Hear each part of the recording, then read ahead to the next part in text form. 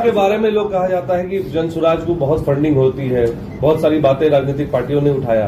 तो अगर फंडिंग हो रही है तो वो फंडिंग के बारे में थोड़ा पारदर्शिता उस पर बताए। दूसरा ये कि क्या यही वजह है कि आपके यहाँ ईडी सीबीआई का रेड नहीं हो रहा है, इसीलिए विपक्षी पार्टियां कहती है कि आप भाजपा की बी टीम है?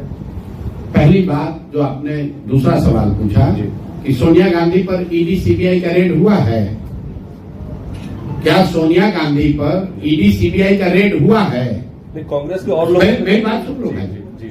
आपका अगर तर्क ये है कि जिस पर भी ईडी सीबीआई का रेड न हो वो भाजपा का बी टीम है, तब तो सोनिया गांधी पर भी ईडी सीबीआई का रेड नहीं हुआ है, प्रियंका गांधी राहुल गांधी के घर पर भी छापा नहीं पड़ा है, तो क्या भाजपा की बी टीम है? भाजपा की बी टीम है, ये कौन कह रहा है? ये राजद वाले कह रहे हैं। स्वाभाविक है, उनका वोट खिसक रहा है।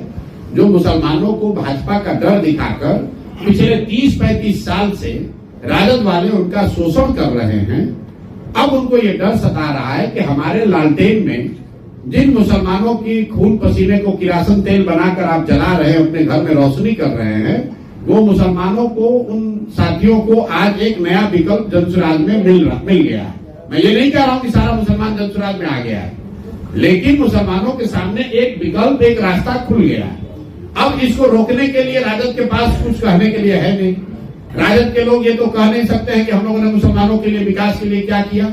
वो तो ये नहीं कह सकते हैं कि हमने उनके बच्चों को पढ़ाने के लिए, उनके रोजगार के लिए क्या किया। ये नहीं कह सकते हैं कि हमने मुसलमानों को राजनीतिक हिस्सेदारी, भागीदारी दी। तो अब उन मुसलमानों को भ्रमित करने के लिए वो क्या कहेंगे? यही कहेंगे कि भैया उधर मत जाओ। जैसे भाजपा से डरा रहे थे, वैसे जनसुराज से डरा रहे हैं। मुसलमान क्यों डरे उनसे?